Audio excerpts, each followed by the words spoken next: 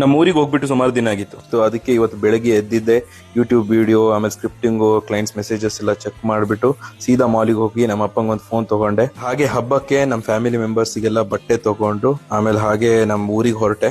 ನಮ್ಮ ಊರು ಸಾಗರಕ್ಕೆ ಬೆಂಗಳೂರಿಂದ 6 hours ಡ್ರೈವ್.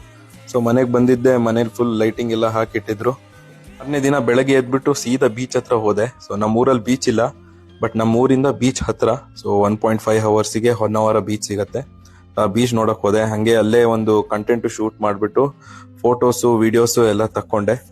ಆಮೇಲೆ ಮತ್ತೆ ಮಾರನೇ ದಿನ ಹಬ್ಬ ಎಲ್ಲ ಮಾಡಿಬಿಟ್ಟು ಫ್ರೆಂಡ್ಸಿಗೆಲ್ಲ ಸಿಕ್ಕಿ ಅವ್ರ ಜೊತೆ ಪಾರ್ಟಿ ಎಲ್ಲ ಮಾಡಿಬಿಟ್ಟು ನಮ್ಮ ಊರಲ್ಲಿ ಕ್ರಿಸ್ಮಸ್ ರ್ಯಾಲಿ ಇತ್ತು. ಸೊ ಅದಕ್ಕೆ ಗಾಡಿ ತಗೊಂಡು ಹೋಗಿದ್ದೆ. ನಂದು ರೀಸೆಂಟ್ ಆಗಿ ಥಾರ್ ರಾಕ್ಸ್ ತಗೊಂಡಿದ್ದೆ. ಸೊ ಅದನ್ನ ಮಾಡಿಫೈ ಎಲ್ಲ ಮಾಡಿದ್ದೆ, ಲೈಟ್ ಎಲ್ಲ ಹಾಕ್ಸ್ಬಿಟ್ಟು.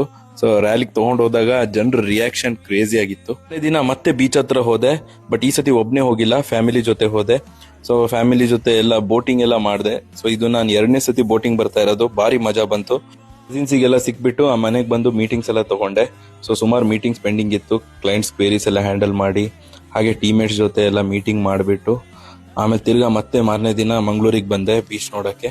ಸೊ ಮಂಗ್ಳೂರಿಗೆ ನಾ ಫಸ್ಟ್ ಟೈಮ್ ಬಂದಿದ್ದು. ಅಲ್ಲಿ ಊಟ ಎಲ್ಲ ಮಾಡಿಬಿಟ್ಟು ಬೀಚ್ ಹತ್ರ ಕೂತ್ಕೊಂಡೆ. ಸೊ ನನಗೆ ಒಂದು ನ್ಯೂ ಇಯರ್ ರೆಸೊಲ್ಯೂಷನ್ ಸಿಕ್ಬಿಟ್ಟು, ಅದೇನಂದ್ರೆ ಮಾಡಿದ್ರೆ ಒಂದ್ಸತಿ ಮನೆ ಬೀಚ್ ಪಕ್ಕ ಮಾಡಬೇಕು ಅಂತ. ಗೊತ್ತಿಲ್ಲ ಅದು ಯಾವಾಗ ಆಗತ್ತೆ ಅಂತ.